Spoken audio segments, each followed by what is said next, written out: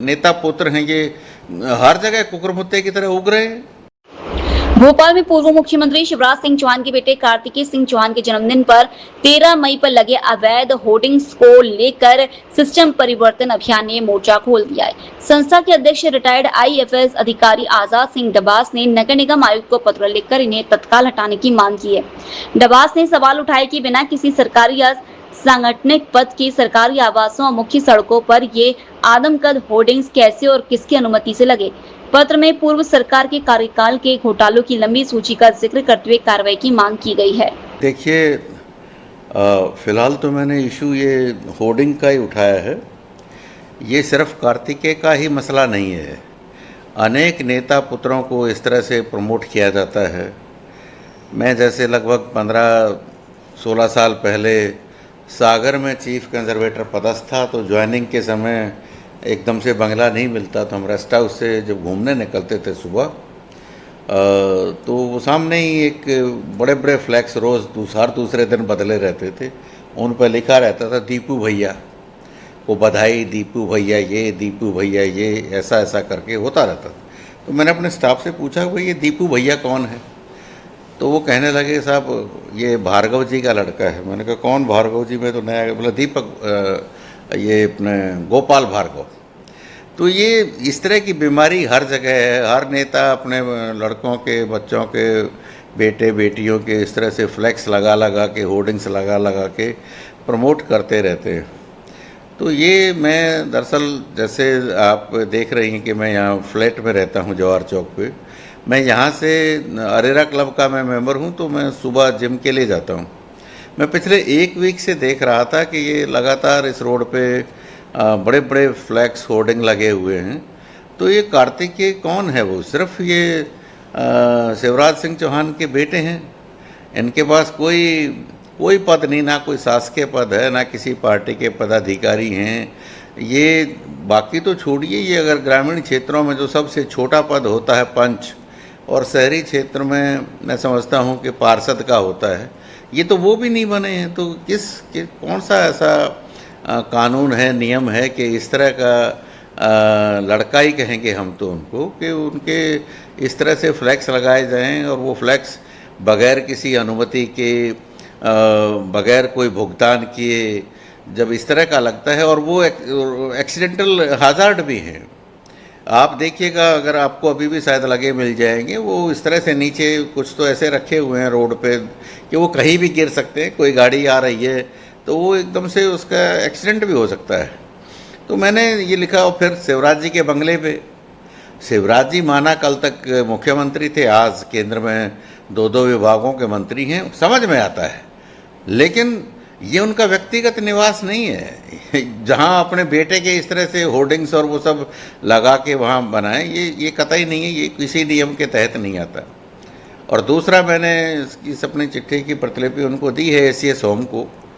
वो मैं देख रहा था कई दिनों से, मैंने कहा लगे हाथ अब इसका भी जिक्र कर ही देते हैं। Shivraj ji as ex chief minister कह लीजिए, या present day union cabinet minister कह लीजिए, एक बंगला आप एट द मोस्ट दे सकते हैं उनको। 2-2 बंगले का एंटरटेनमेंट कहाँ से आया? उन्होंने B8 और B9 को जोड़ के बनाया हुआ है, एक बंगला बना लिया है। तो कुछ भी हो रहा है, तो उस पर भी हमने सवाल उठाया है। जहाँ तक आपने बात की पुत्र संस्कृति की, तो मैं तो इसके सरासर खिलाफ हूँ। इससे मैं कोई राजनीतिक व्यक्ति नहीं हूँ, लेकिन फिर भी मैं समझता हूँ, इससे जो जेन्युइन पॉलिटिकल वर्कर्स हैं, जो दिन रात लगाते हैं, बरसों बरस तक पार्टी के लिए, अपनी अपनी पार्टी के लिए काम करते हैं, उनको कोई मौका नहीं मिलता। और इस तरह से जो नेता पुत्र हैं ये हर जगह कुकुरमुत्ते की तरह उग रहे हैं। इस संस्कृति को मैं समझता हूँ हतोत्साहित किया जाना चाहिए। अच्छा, जब दिखा पाएगा? मैं नहीं समझता, फिर भी मैंने तो अपना फ़र्ज़ निभाया है। हो सकता है अगर कुछ स्पाइन बची हो, आजकल ब्यूरोक्रेसी में है नहीं, पहले होता था। सरदार पटेल ने इसी ब्यूरोक्रेसी को स्टील फ्रेम कहा था, और इसी ब्यूरोक्रेसी के कारण से जो है इनिशियल ईयर्स में जब हम आज़ाद हुए, देश फ्री हुआ, तो इसी ब्यूरोक्रेसी के बूते हम बहुत सारी प्रगति की है। लेकिन कालांतर में ये देखने में आ रहा है कि आजकल के जो ब्यूरोक्रेट्स हैं, वरिष्ठ से वरिष्ठतम की बात कर रहा हूँ, छोटों की बात नहीं कर रहा, कलेक्टर एसपी एंड अबाव की बात कर रहा हूँ, नीचे तो बात ही ना करें, वो भी अब स्पाइनलेस हो गए हैं ज़्यादातर और नेताओं के सामने दंडवत होते रहते हैं। कल ही मैं एक फोटोग्राफ देख रहा था, विजय शाह एक मंत्री हैं, वो कुर्सी पे बैठे हुए हैं, एक कोई कार्यक्रम है और नीचे आई थिंक सीईओ जिला पंचायत है, मैं अगर ठीक से पहचान पाया तो हो सकता है कलेक्टर भी हूँ, मैं उनको नहीं जानता, लेकिन सीईओ जिला पंचायत का फ़ोटो देखो, जमीन में बैठे हुए हैं। ये हालत है। जब शिवराज जी मुख्यमंत्री बने थे 2005 में, तो एक बाई इलेक्शन हुआ था बुधनी का, तो एक एसके मिश्रा करके होते थे, किसी आई थिंक इंडस्ट्री विभाग के कर्मचारी अधिकारी होते थे। वो एक प्रावधान है कि भाई जो पद शासन में किसी भी विभाग में डिप्टी कलेक्टर के समकक्ष घोषित हो जाता है, तो उसमें हर साल 1 या 2 ऐसे अधिकारियों को नॉमिनेट किया जाता है आईएएस में। फॉरेस्ट में तो कोई एसडीओ है, क्लास 2 है, तो उसके लिए तो फीडर सर्विस आईएफएस, पुलिस में डीएसपी है तो उसके लिए फीडर सर्विस आईपीएस, लेकिन बाकी किसी भी ये लोग नहीं जा सकते, फॉरेस्ट और पुलिस के आईएएस में नहीं जा सकते क्लास 2 से क्लास 1, वो अपनी अपनी सर्विसेज में जाएंगे।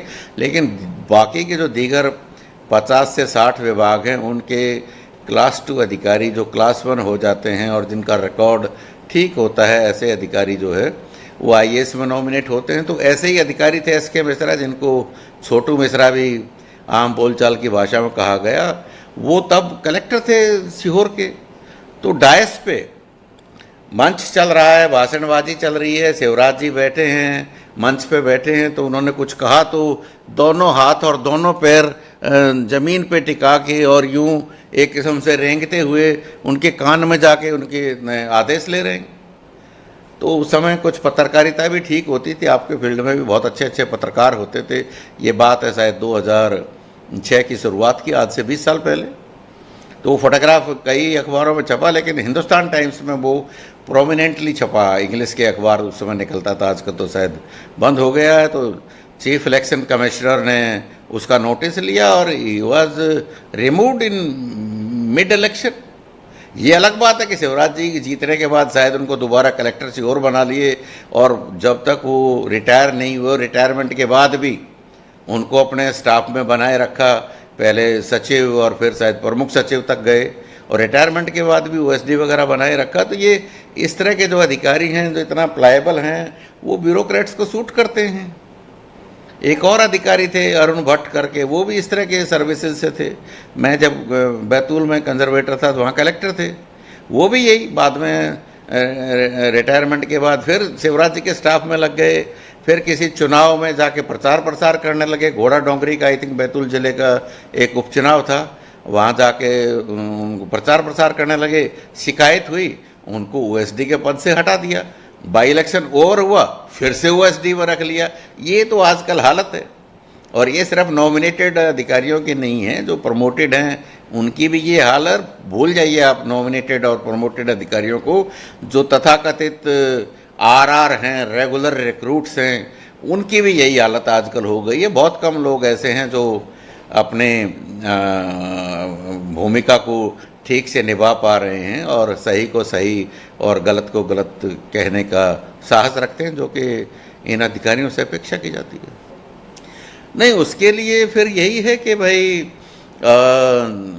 कोर्ट का दरवाज़ा ही खटखटाना पड़ेगा, और कोर्ट से ये माननीय हाई कोर्ट में ये निवेदन करना पड़ेगा कि भाई अभी तो मैंने एसीएस अर्बन एडमिनिस्ट्रेशन से रिक्वेस्ट किया है कि भाई आप एक पॉलिसी बनाया जाए कि होर्डिंग्स किस तरह के लगें और कैसे ना लगें, उसके किस तरह से पैसा उनसे कितना लिया जाए और क्या ना लिया जाए, कौन लगा सकते हैं कौन नहीं लगा सकते हैं। ऐसी एक गाइडलाइन एक बनी थी, शिवराज जी के समय ही बनी थी, लेकिन उन्होंने खुद कहा था कि नेताओं के अननेसेसरी ये होर्डिंग्स फ्लैक्स वगैरह ये नहीं लगने चाहिए। लेकिन उनके पूरे मुख्यमंत्री काल में, मैंने लिखा है अपनी चिट्ठी में, उन्हीं के पोस्टर फ्लैक्स और होर्डिंग से ये प्रदेश के शहर अटे रहते थे।